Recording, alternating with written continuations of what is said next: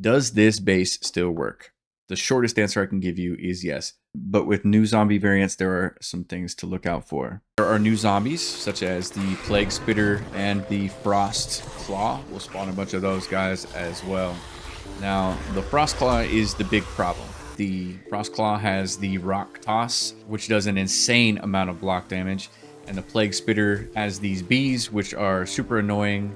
The Frost Claw and the Plague Spitter act similarly to the cops, where if you are past a certain range, they will not spit at you anymore. For cops, it is 22 blocks, but for Frost Claws, it's 42. But in the 2.0 update, they've also made it to where if they don't see you, they don't spit at you, no matter what block you stand behind. One block is 1 meter, and if you check your map, you can see what your current elevation is and then do the math to get to whatever height or depth you desire. So let's build this thing, shall we? You're gonna need a nice flat spot. It goes in the wasteland because I want a big horde, and I want to make sure that I am able to dig down more than 42 blocks, which I can. We're gonna dig a 6x6. Go away, dude. So we're gonna dig 1, 2, 3, 4, 5, 6, and then we're gonna put the blocks in. Because we're going to jump straight to an end game horde, go ahead and make this 2 thick all the way around. On all 4 corners. That was awesome. I didn't know there was a mine there. Make all 4 corners 4x4. And this little guy was an accident, but he's a happy accident, so we can come across all the way. Same here. If you're going Darkness Falls, you make this one taller, and the question was, do you need to make it wider? The answer is no, you do not need to make it wider. We'll fill in the floor and we'll fill in these walls, except for the 4 pieces in the center. You can actually fill this up if you'd like. It depends. There are circumstances where I would do that. However, if I'm throwing rockets and throwing dynamite down this hole, I want there to be a nice big space that I can throw it. Otherwise, the dynamite will like bounce off the edge, and that's not a good thing. To expand on the how do you get in, how do you get out question a little bit, you can always add a door to the side, but keep in mind that zombies could possibly get onto this ladder and get up into this door. If you are a higher level parkour, you don't even need the ladder, and you can just jump through. Go ahead and fill in your ceiling and make your roof. Now, you don't actually want this to be much taller.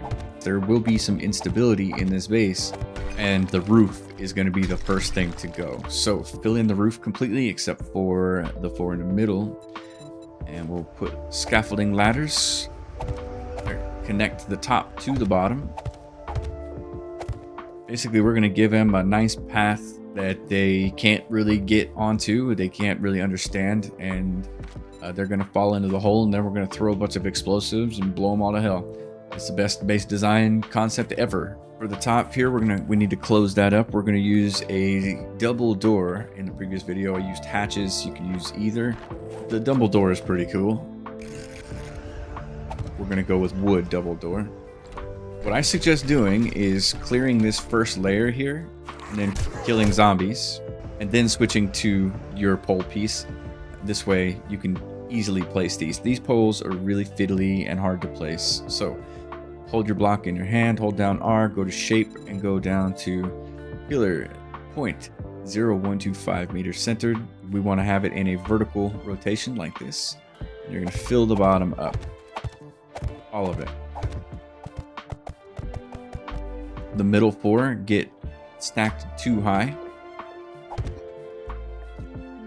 and then 2 of those get stacked 3 high. 1 and 2. This one. I'm going to use a different piece off to the side here to show you what this looks like.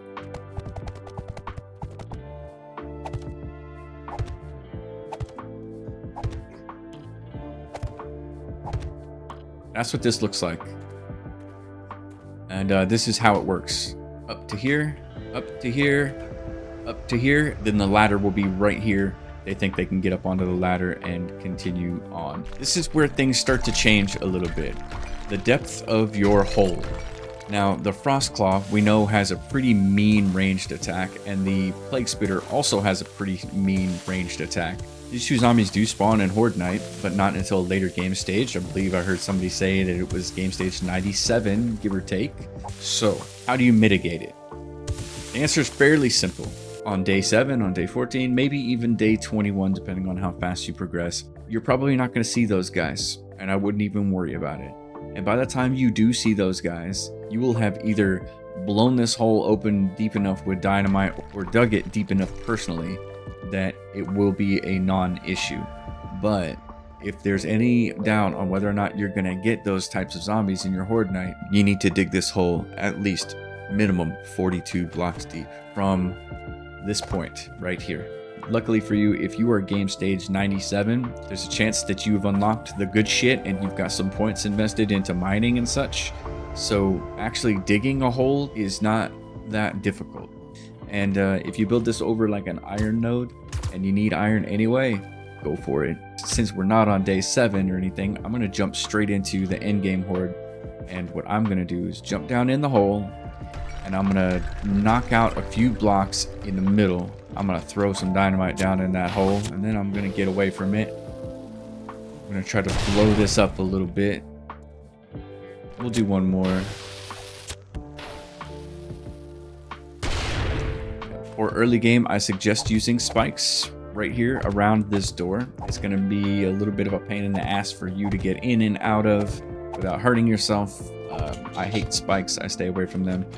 I kill myself with spikes more often than not. These ladders, with the way they are, as long as you don't do anything really stupid,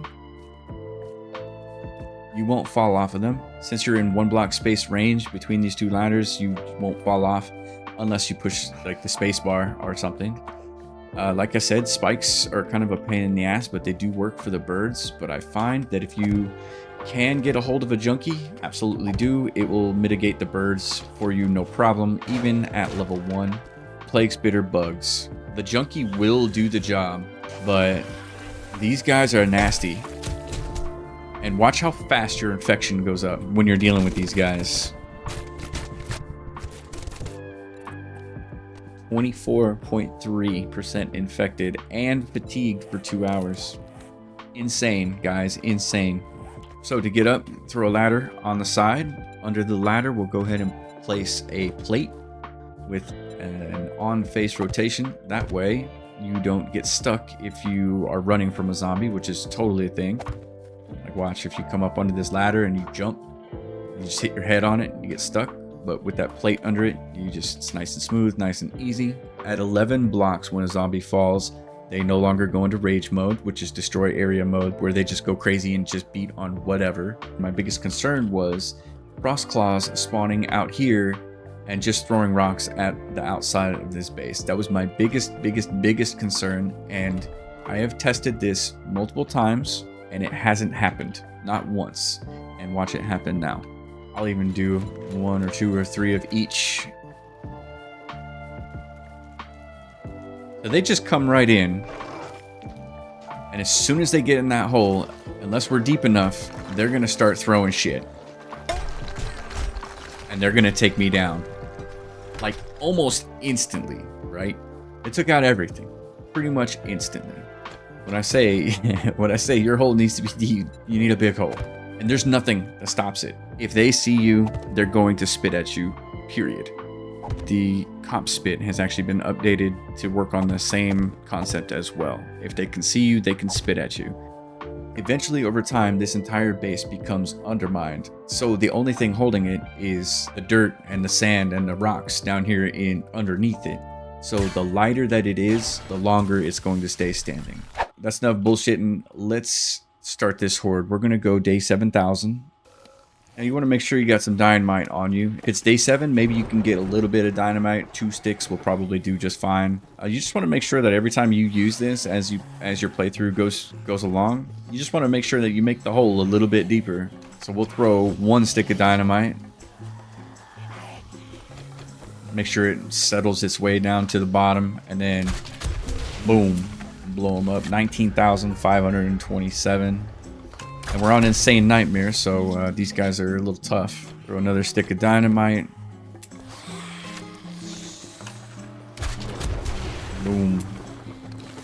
Another stick of dynamite. You gotta be real careful with those cops at this level because the cops will detonate the dynamite.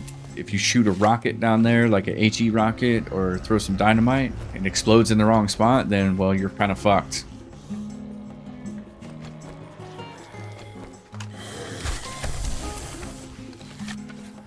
You'll get more XP in this base than any other base that I've ever seen. I mean, we can probably do the math, but I don't really feel like it. One problem that you'll probably run into is at a certain point you'll get so deep that your pipe bombs stop reaching. Like they explode before they get to the bottom. Another fun, cool side note is you can take a stack of 20 and go like this. That's 8 pipe bombs down the hatch, and then we'll blow them all up with that.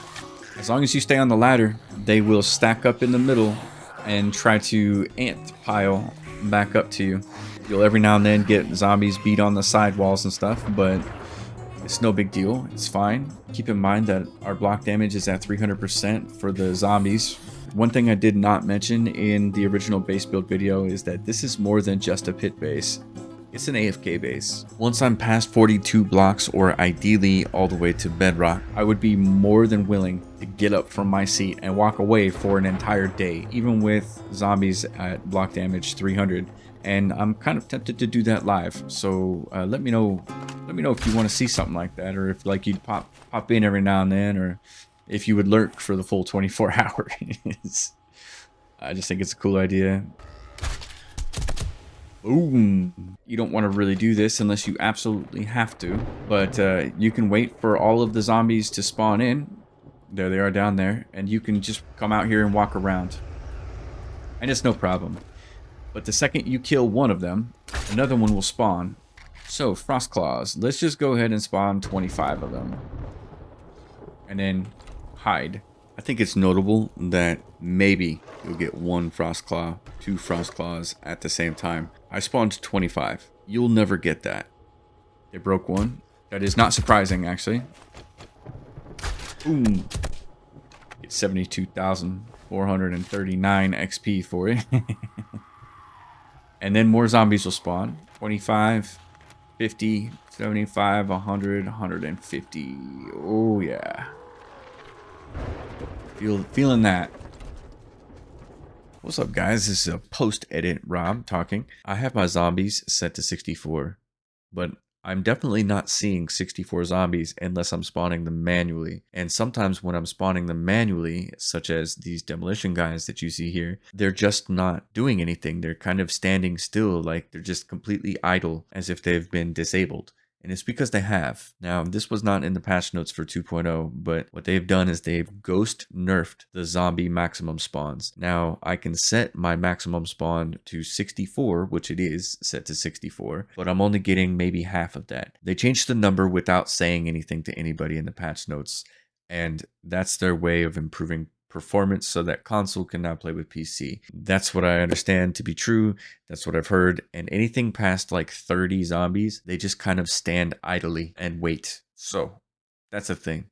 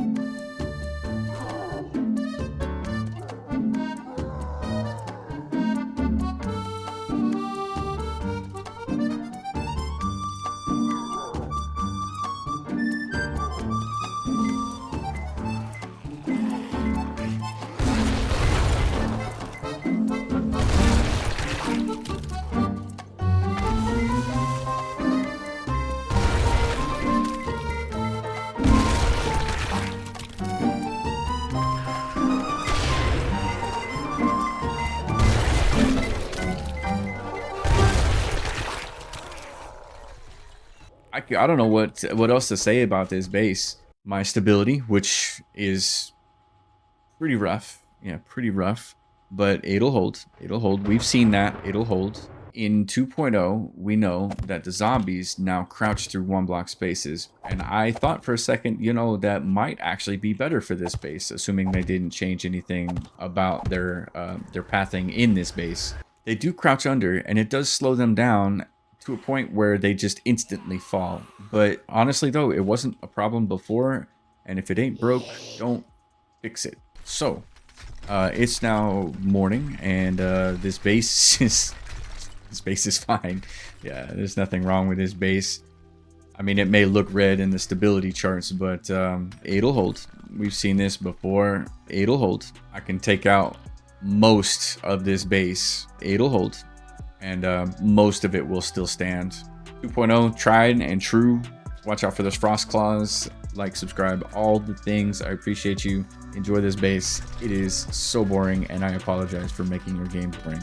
Cheers, have a good day, and I will see you in the next video.